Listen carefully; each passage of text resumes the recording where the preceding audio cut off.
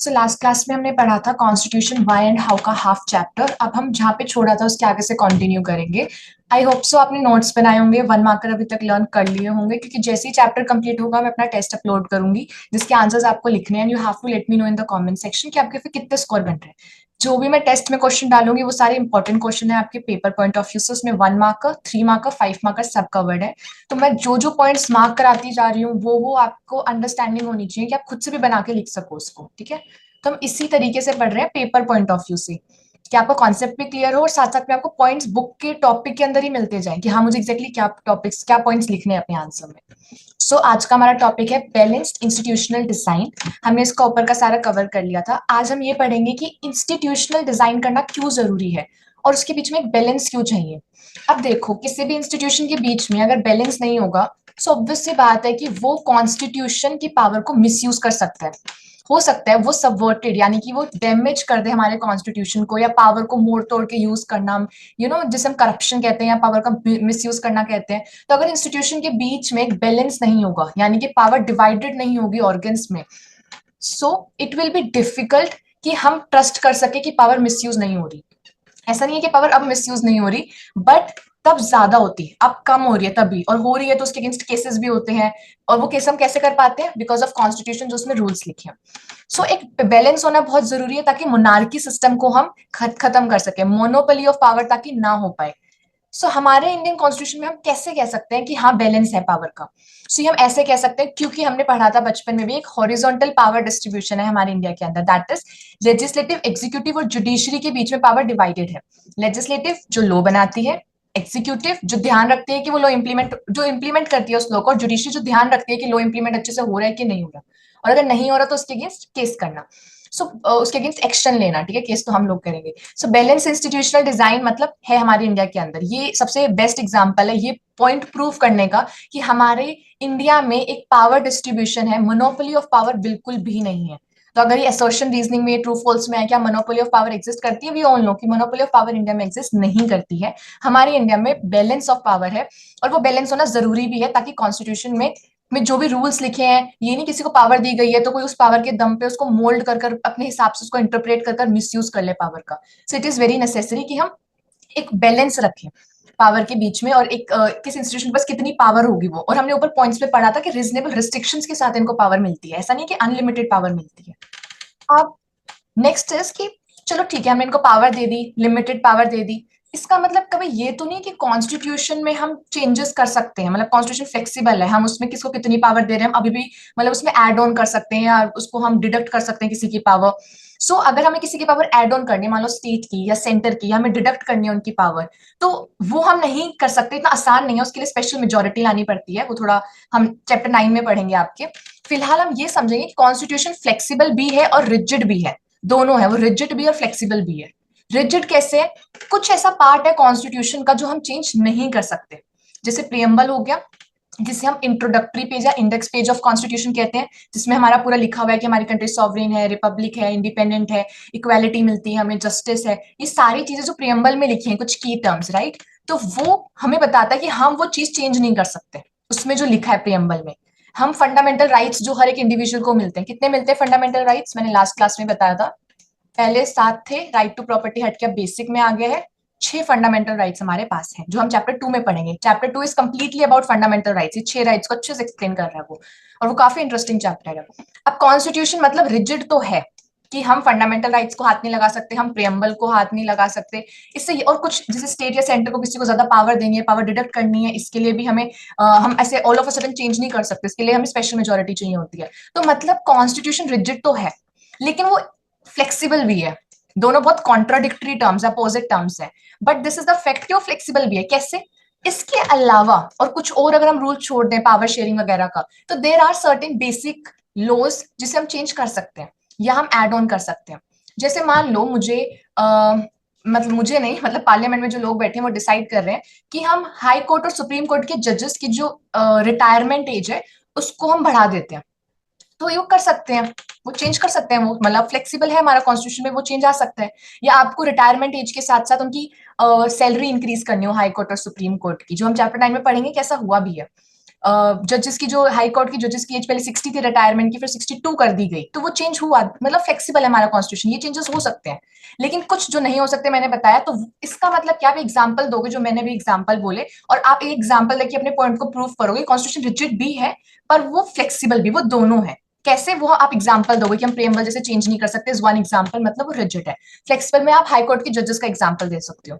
ठीक है, तो ये क्वेश्चन आएगा पक्का कि कॉन्स्टिट्यूशन जो है प्रूव करो कि वो रिजिड भी और फ्लेक्सिबल भी है, तो you have to prove it with example. इसके बाद इन्होंने यहाँ पे बताया है कि हम चैप्टर 9 में पढ़ेंगे कैसे इंडियन कॉन्स्टिट्यूशन के बारे में और ब्रीफ में पढ़ेंगे और अच्छे से पढ़ेंगे और डिटेल में पढ़ेंगे। अब इंडियन कॉन्स्टिट्यूशन की अगर आपके पास डिफाइन आ जाए, आपको कोई आंसर लिखना हो, तो आप सबसे पहले इंट्रोडक्टरी पार्ट लिखोगे। तो इंट्रोडक्टरी पार्ट में आप लिख सकते हो Indian constitution is described as a living document. और मैंने आपको एक और डेफिनेशन लिखवाई थी, बिल्कुल फर्स्ट टॉपिक का फर्स्ट पॉइंट लास्ट लेक्चर में। तो मैंने आपको बताया था कि constitution which has certain set of rules that we follow and that allow us to do a minimal coordination with each other, right. तो वो भी आप कॉन्स्टिट्यूशन के उसमें लिख सकते हो डिफाइन में, और ये भी लिख सकते हो कि हम एज अ लिविंग डॉक्यूमेंट इसको मानते हैं। क्यों लिविंग डॉक्यूमेंट मानते हैं, we will be covering in chapter 9। ठीक है, सो ये भी एक बहुत अच्छा पॉइंट है कि आप अपने आंसर में इंट्रोडक्शन में एड ऑन कर सकते हो। अब इन्होंने हमें कुछ क्वेश्चंस दिए हैं कि आप हमें ये बताओ कि क्या लगता है आपको कि कॉन्स्टिट्यूशन जो है वो पावर को इक्वली डिवाइड कर रहा है, क्या एक ऑर्गेनाइज्ड है पावर में, क्या एक बैलेंस मेंटेन करा हुआ है इंस्टीट्यूशनल पावर प्रोवाइड करते हुए। सो हाँ, हमने जस्ट कवर करा टॉपिक कि हाँ पावर में एक बैलेंस है, इंस्टीट्यूशन की पावर्स देते हुए एक बैलेंस है, राइट। क्यों है वो बैलेंस, ताकि कोई भी इंडिविजुअल या ग्रुप ऑफ मेंबर्स सबवर्ट ना कर सके कॉन्स्टिट्यूशन को, डैमेज ना कर सके कॉन्स्टिट्यूशन को। इस टॉपिक में इतना ही था। Next is how was the Indian constitution made, very important topic. Indian constitution बना कैसे है। सबसे पहले तो मैं आपको बताऊं, इंडियन कॉन्स्टिट्यूशन बनाने के लिए हमने कॉन्स्टिट्यूएंट असेंबली बनाई। ठीक है, हमने कॉन्स्टिट्यूएंट असेंबली बनाई। अब कॉन्स्टिट्यूएंट असेंबली किसके अंडर बनी, किसी स्कीम के अंडर, किसी पॉलिसी, किसी प्लान के अंडर बना हुआ कॉन्स्टिट्यूएंट असेंबली भी। उस प्लान का नाम है, वन मार्कर है आपका, उस प्लान का नाम है कैबिनेट मिशन प्लान। सो कॉन्स्टिट्यूएंट असेंबली बनाई गई किसके प्लान, किस प्लान के अंडर, कैबिनेट मिशन प्लान के अंडर। ठीक है, कॉन्स्टिट्यूएंट असेंबली क्यों बनाई गई, कॉन्स्टिट्यूएंट असेंबली में कुछ मेंबर्स होंगे जो डिबेट्स करेंगे, डिस्कशन करेंगे और डिसाइड करेंगे कि कॉन्स्टिट्यूशन में हमें क्या लिखना है, कॉन्स्टिट्यूशन कैसे बनाना है, वो ड्राफ्ट करेंगे हमारा कॉन्स्टिट्यूशन। ठीक है, अब सबसे पहली मीटिंग कॉन्स्टिट्यूएंट असेंबली की कब हुई, very first meeting, very important for one marker. सबसे पहली मीटिंग हुई 9 दिसंबर 1946 को, सबसे पहली मीटिंग हुई। इस दिन हमारा कॉन्स्टिट्यूशन बनना शुरू हो गया था। और अगर आपसे पूछा जाए कि ये जो बनाई गई है कॉन्स्टिट्यूएंट असेंबली, इसके अंदर जो मेंबर्स थे वो कैसे इलेक्ट हुए, तो वो इनडायरेक्ट इलेक्शन से हुए। हमने इलेक्ट नहीं करा उनको, उनको वही जो मेंबर्स हैं, जैसे हमारे जवाहरलाल नेहरू जी, डॉक्टर बी आर अम्बेडकर जी, जो भी प्रोविंशियल लेजिस्लेटिव असेंबली के मेंबर्स हैं, उन्होंने ही इलेक्ट करा, प्रोविंशियल लेजिस्लेटिव असेंबली के लोगों ने। तो इनडायरेक्ट इलेक्शन हुआ है, डायरेक्ट इलेक्शन नहीं हुआ। इनडायरेक्ट इलेक्शन से कॉन्स्टिट्यूएंट असेंबली के लोग चूज किए गए हैं। This is also one marker, और ये सब आपको पता होना चाहिए, साथ साथ पॉइंट मार्क करते हुए चलो। Now there are certain points कि कैसे मेंबर्स चूज कैसे, वो थोड़ा ब्रीफ में और डिटेल में पढ़ते हैं। अब हमारे प्रोविंसेस और जितनी भी प्रिंसली स्टेट्स थी, उनको हक दिया गया कि आप रिप्रेजेंटेटिव चूज करो। ठीक है, फिर उन रिप्रेजेंटेटिव्स में मुकाबला होगा। ठीक है, अब हमारी जितनी भी प्रोविंसेस थी उनको कहा कि आप 292 मेंबर्स इलेक्ट कर सकते हो। प्रिंसली स्टेट्स को 93 सीट्स दी गई, और तो 292 प्रोविंसेस को दी गई, प्रिंसली स्टेट्स को 93 दी गई। अब जो हमारे प्रोविंसेस हैं, पहले प्रोविंसेस पढ़ लेते हैं। तो हमारे प्रोविंसेस ने क्या करा, इसको इजी करने के लिए तीन मेन कम्युनिटीज में इसको डिवाइड करा कि हम मुस्लिम से कुछ लेंगे, कुछ सिख से, कुछ जनरल से। और जो हमारी प्रोविंशियल लेजिस्लेटिव असेंबली है, ठीक है, इसमें हमारी जो तीन कम्युनिटी है, मुस्लिम, सिख्स और जनरल, इसमें से उन्होंने अपने रिप्रेजेंटेटिव्स इलेक्ट करे। इन्होंने अपने रिप्रेजेंटेटिव इलेक्ट, आप ऐसा मान लो एक ए ग्रुप है, एक बी ग्रुप है। ए ग्रुप को भी रिप्रेजेंटेटिव्स देने, बी ग्रुप को भी रिप्रेजेंटेटिव्स देने। ए ग्रुप है प्रोविंस, प्रोविंशियल जो हमारे प्रोविंस है, उन्होंने, प्रोविंस का मतलब उस समय पे ब्रिटिशर्स जिसपे डायरेक्ट रूल करते थे, उनका डायरेक्ट रूल था ब्रिटिशर्स का। तो वो प्रोविंस जो है उनको कहा गया कि आप 292 मेंबर्स आप सिलेक्ट कर सकते हो, इतनी आपके पास सीट है, तो आप अपने रिप्रेजेंटेटिव्स दो हमको। फिर उन रिप्रेजेंटेटिव्स के बीच में मुकाबला कराएंगे, और जो जो जो जीता गया, मतलब जिसको प्रेफरेंस ज्यादा मिली, वो कॉन्स्टिट्यूएंट असेंबली का मेंबर बन जाएगा। तो फिर इन्होंने क्या करा, प्रोविंस ने अपने अंदर ही तीन मेन कैटेगरीज डिवाइड कर ली, मुस्लिम, सिख्स और जनरल, और इसमें से अपने रिप्रेजेंटेटिव्स दिए उन्होंने। और रिप्रेजेंटेटिव कैसे दिए, मतलब कैसे बात करी, मान लो यहाँ पे सारे बैठे हैं प्रोविंसेस, मतलब कैसे उन्होंने चूज कैसे करा कि हम क्या, कौन रिप्रेजेंटेटिव, क्या लड़ाइयां नहीं हुई। तो उन्होंने सिंगल ट्रांसफरेबल वोट से दिया। अब सिंगल ट्रांसफरेबल वोट क्या होता है? सिंगल ट्रांसफरेबल वोट होता है जब बुलेट पेपर हो और आपको प्रेफरेंस भरनी है। यहाँ पे मान लो ये चार लोग हैं, अब आपको इसमें प्रेफरेंस भरनी है कि आप सबसे पहले किसको खड़ा करना चाहते हो। अब मान लो यहाँ पे गरिमा दीदी है, यहाँ कोमल दीदी है, यहाँ कोई और मान लो मुस्कान, यहाँ कोई और नाम मान लो अविनाश। तो आप किसको वोट प्रेफरेंस सबसे पहले किसको दोगे? तो आप वैसे 1 2 3 4 लगाओगे, जैसे मैंने 1 2 3 4 ऐसे लिख दिया। अब अगर गरिमा को सबसे ज्यादा प्रेफरेंस मिली, सबके चेक करे जाएंगे, तो फिर गरिमा एज अ रिप्रेजेंटेटिव चूज कर ली जाएगी। इस तरीके से through the process of single transferable vote choose करे कि हमारा रिप्रेजेंटेटिव, हमारे यहाँ से कितने और कौन रिप्रेजेंटेटिव जाएगा प्रोविंसेस ने। अब बात कर लेते हैं प्रिंसली स्टेट्स ने। प्रिंसली स्टेट्स ने कैसे चूज करा कि हमारे रिप्रेजेंटेटिव कैसे खड़े करे? तो इन्होंने कोई सिंगल ट्रांसफरेबल वोट नहीं करा। प्रिंसली स्टेट्स ने कंसल्टेशन करा, यानी कि बातचीत कर कर उन्होंने डिसाइड करा कि हमारे रिप्रेजेंटेटिव कौन जाएंगे, राइट। फिर through the process of indirect election कुछ मेंबर्स को, फिर कुछ नहीं मतलब बहुत सारे मेंबर्स को चूज कर लिया गया। अप्रोक्स 389 समथिंग मेंबर्स को चूज कर लिया गया as a member of constituent assembly, जो हमारा कॉन्स्टिट्यूशन बनाएंगे, ड्राफ्ट करेंगे। तो वो बहुत इंपॉर्टेंट था, ऊपर वाले जो तीनों पॉइंट है कि कैसे इलेक्ट करे गए, कौन सी स्कीम के अंडर कॉन्स्टिट्यूएंट असेंबली लाया गया। Cabinet mission. कैबिनेट मिशन होता क्या, अगर मैं एक लाइन में आपको बताऊं, कैबिनेट मिशन इज बेसिकली जब ब्रिटिशर्स से पावर ट्रांसफर होनी थी इंडिया के पास। Simple. What is cabinet mission plan? Transferring of power from British government to Indian government, that's it, that is cabinet mission plan. इसलिए under cabinet mission plan constituent assembly बनाया गया कि चलो India बना लो अपना कॉन्स्टिट्यूशन, पैसा। तो simple one liner cabinet mission plan is write down transfer of power from British government to Indian government, that's it. ठीक है। Now composition of the constituent assembly. Constituent assembly बनी कैसे? वही सारे पॉइंट जो भी हमने कवर करे कि अंडर कैबिनेट मिशन प्लान बनी, इसकी फर्स्ट मीटिंग 9 दिसंबर 1946 को हुई, इनडायरेक्टली इलेक्ट हुए इसके मेंबर्स। आप 3 पॉइंट तो ऊपर ही हो गए। चौथा पॉइंट आप क्या बताओगे कि कब सबसे पहले इन्होंने कॉन्स्टिट्यूएंट असेंबली ने अब कॉन्स्टिट्यूशन अडॉप्ट कब करा, मतलब बना लिया, तैयार कर लिया, डिबेट्स डिस्कशन हो गए कब? तो आप लिखोगे कॉम्पोजिशन ऑफ कॉन्स्टिट्यूएंट असेंबली का ऊपर के 3 पॉइंट हो गए ऊपर वाले टॉपिक में, और इस टॉपिक में ये कि constitution was adopted by constituent assembly, बना लिया गया था, प्रिपेयर हो गया था पूरी तरीके से, अडॉप्ट करा गया, कीवर्ड ध्यान रखना, ऑन 26 नवंबर 1949। और कब इसे इंप्लीमेंट करा गया, या फिर वर्ड आएगा come into force, came into force या इंप्लीमेंट, कोई भी वर्ड आ सकता है, ठीक है, कंफ्यूज नहीं होना। अगर वर्ड आए केम इनटू फोर्स या इंप्लीमेंट 1 मार्कर में, तो आप लिखोगे 26 जनवरी 1950 को इंप्लीमेंट हुआ, यानी कि बनकर तैयार हो गया था 26 नवंबर 1949। लेकिन हमने लागू कब करा? इंप्लीमेंट यानी कि हमने लागू कब करा? 26 जनवरी 1950 में हमने करा वो। So it's very important. Also they are saying कि हमने जब 26 जनवरी को लागू करा, उससे पहले हम साइन भी करवाएंगे सबसे। तो साइन 24 जनवरी 1950 में लोग साइन करने आए। तो टोटल कितने लोग आए साइन करने? 284 मेंबर्स पहुंचे, और उसमें बहुत तेज बारिश हो रही थी। मतलब मैं तो इससे याद रखती हूँ सीन को इमेजिन करने के लिए कि उस समय लिटरली बहुत तेज बारिश हो रही थी। तो ओनली 284 मेंबर्स वहां पे पहुंच पाए साइन करने के लिए ऑन 24 जनवरी। फिर उसका एक दिन छोड़कर 26, जिस दिन हम रिपब्लिक डे बनाते हैं, उस दिन ये लागू कर दिया गया। एंड वाई ओनली 26 जनवरी? 26 जनवरी इसलिए क्योंकि हमने 26 जनवरी को 1929 आई गेस, हमने पूर्ण स्वराज कहा था कि पूर्ण स्वराज, अभी हमें पूरा मतलब फ्रीडम चाहिए। तो उस दिन हमने डिसाइड करा था, इसलिए हमने सोचा कि चलो 26 नवंबर को बनी गया कॉन्स्टिट्यूशन, थोड़ा और वेट कर लेते हैं कि हम 26 जनवरी को ही लागू करें, ठीक है। बिकॉज उस दिन हमने ऐसे बिल्कुल फॉर्म होकर एक प्रॉमिस करा था हमारी इंडिया से और खुद से कि हम इस दिन अब कॉन्स्टिट्यूशन लेके रहेंगे। तो वो 26 जनवरी वाला दिन तो हमने पूर्ण स्वराज करा था 1929, if I am not wrong.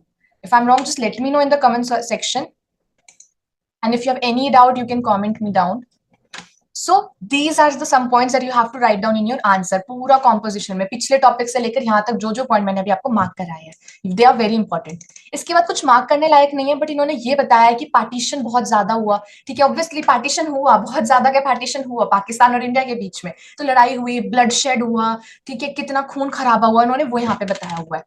Also constitution banana is not an easy job, बहुत डिस्कशन डिबेट्स लड़ाइयां हुई, और उस बीच पे पार्टीशन हो जाना, राइट। फिर हमारे कॉन्स्टिट्यूंट असेंबली में 28 मेंबर्स जो है वो शेड्यूल कास्ट को बिलोंग करते थे। और एक और बात है, अगर हम पॉलिटिकल पार्टीज की बात करें तो क्योंकि कांग्रेस उसमें पावर में थी, तो कांग्रेस का डोमिनेशन ज्यादा था कॉन्स्टिट्यूंट असेंबली के अंदर। ऑलमोस्ट मेंबर्स कम से कम 82% जो सीट्स थी, टोटल में से 82% सीट्स पे तो कांग्रेस के लोग बैठे हुए थे।